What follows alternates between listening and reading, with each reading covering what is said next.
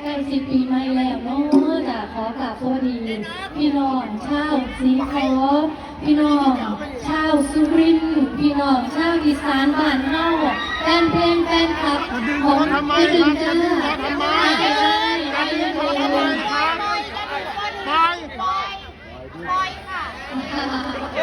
คนบอกปล่อย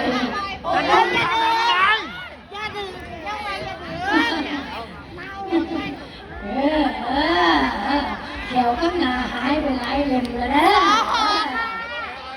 ถ้าบอกให้ปล่อยยังดึงอยู่นั่นแหละ